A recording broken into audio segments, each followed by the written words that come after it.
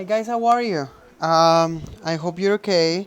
I hope you finished reading the other day by yourself. Um, I hope that you've been working in your assignments. And so for when I ask them, there's no problem. There's no I need more time because you have been doing what you're told. Okay, so far the other day we were reading chapter. You were supposed to finish until section. Wait, 6?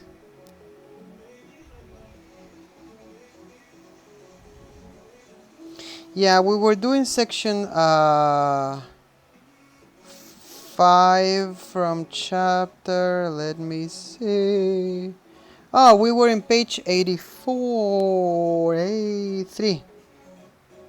Yeah, 83.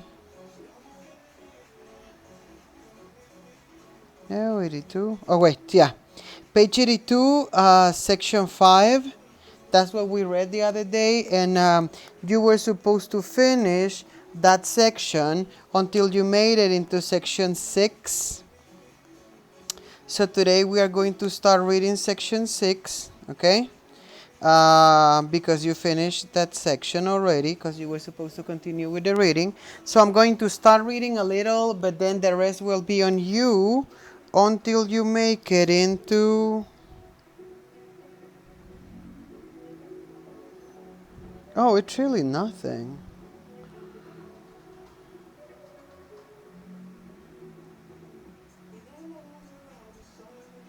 Yeah, well, it's not a lot. Well, I guess that I'll read it for you, the whole thing, and then we'll start with the next chapter. Let's see.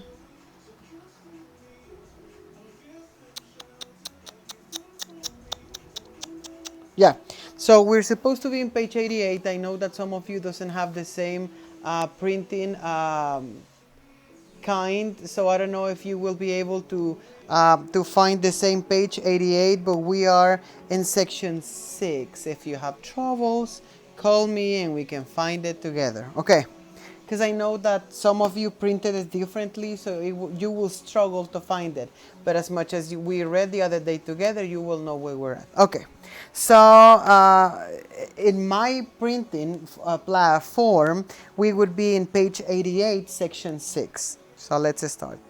Brenner held out his hand and took an oversized towel one of the lab assistants had produced. This was Aid's first time in a sensory deprivation tank, and he'd given her a septic prompt to attempt to create a sunny day outside in the room. So as you remember, Aid is the name of the little girl Callie. Nothing had happened, and he could feel the relief in the restless movements around him. He'd hoped the tank would boost her gifts. The Staffers present had probably been afraid of the same possibility. Aid! He leaned forward and spoke into a mic wire into her helmet. You can stop trying now. We'll get you out. She would understand the disappointment in his tone. He promised her a reward if she delivered, and he had carefully considered what he might give her as if she accomplished a controlled illusion, without encouraging her to continue questioning him. But there would be no reward for a lack of results. At his nod, the assistant opened the tank's hatch and helped Aid out. She tore off the helmet, thrusting it at the lab worker. Papa, I didn't like that. He saw the dark red line of blood from her nostril. At the same moment the illusion began. Bright sunlight blinded him. As he squinted, he flinched back and saw the assistants. He forced himself to look at and a tempest of crashing waves surrounded him. Arcing high overhead, he heard a cry to his right, the clattering feet of someone running. He'd have to find who it was later. Aid! He said, soothing, impressed. He hadn't realized she'd ever seen an ocean, but it made sense. She was born across one, after all. Brenner simply watched as the waves rolled over them. The water didn't exist, but it looked and sounded utterly convincing. He could barely make out the patterns of the walls and outlines underneath it. He stood waiting in the maelstrom. Aid created while she cried harsh, angry sobs. So as you can see, she was able to do exactly what her father wanted to do, to reproduce an illusion of something that he wanted. So I guess that she was succeeding. You are going to finish reading the list of that.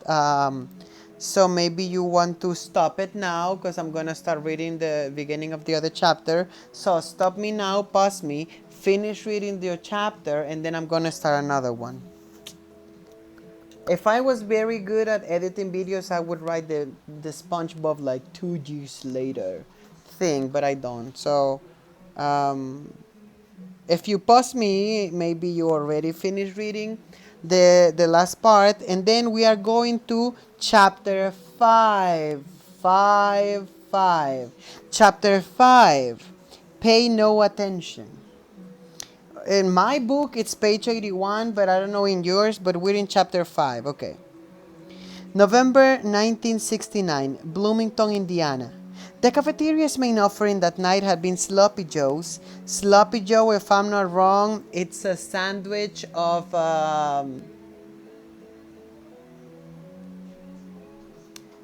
ground beef, like a hamburger thing. I don't really know. I just know that if I haven't tried it, it's because it have looked disgusting. I'm sorry, Karen. I know you always cook delicious, and your husband too, my friend from the States. But a sloppy Joe sounds sloppy, like watery, and I don't really into the mood for that. Tater tots are delicious, though. Those are little potatoes that they grind, and then they make little circles, like little balls with them. They're good. The cafeteria's main offering that night had been sloppy joes and tater tots. The scent of both slightly burned meat and deep-fried potatoes lingered, mixed with the competing cologne the other end in sweat of a packed crowd. Ugh.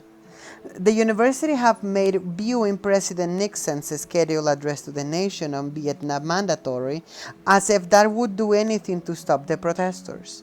Terry thought that they were fooling themselves, but she didn't have a dinner shift tonight, so here she was. Oh, a diner, sorry. A diner shift tonight, so she was working as a waitress. So here she was, elbow to elbow with the people beside her. There wasn't enough room to put her homework on the table. She couldn't complain. Not when at least 100 other students had to sit cross-legged on the floor on the actual seats filled up. A TV so small almost no one would be able to see it had been wheeled to the front of the room. So they were looking at President Nixon. So in this time, President Nixon was the President of the United States, and he was addressing the people because of the war in Vietnam. So people were very anxious to what he had to say. Andrew was supposed to meet her here, but he hadn't showed. When she called him earlier on the dorm phone, Dave had been in full rant about how unfair it was the school to decree that they had to show respect for Nixon. Maybe Andrew meant to skip it in protest. Hopefully no one would notice. Terry! Stacy called over the hum of conversation, fighting her way through instead of taking a spot on the back, and she shimmied between Terry and the stranger beside her and sat on the table self. Andrew called, she said, leaning forward, ignoring the dirty looks of those around him. He said, "Quiet, please. Shh," an administrative type with a microphone said. The microphone was then placed in front of the TV, the volume cranked to maximum. Nixon appeared in the center of the screen in the Oval Office. Big forehead, bulbous nose, a very fat nose. "Good evening, my fellow Americans," he said, the amplification scratchy and booming. So as you can see, people were very excited to see what he had to say, unlike what happens right now, that sometimes when you see the president addressing the country, you change the channel. In this moment, people were very respectful to the president, and they wanted to know what was going on to the country. So people were locked in a cafeteria, and so far, that's what I'm going to read. You are going to read until you reach section 2 or page 95 in its defect, but probably section 2 only. So I hope that you're okay. I hope that you're following the reading, because I'm not going to read for you. And very soon you're going to have a test on your knowledge, so I hope you are taking the discipline of reading everything and remembering and analyzing and making questions to yourself so you can succeed in the exam. Guys, I'm very glad to know about you, or I wish I would know a little more about you, and I'll see you in the next time. Bye, guys.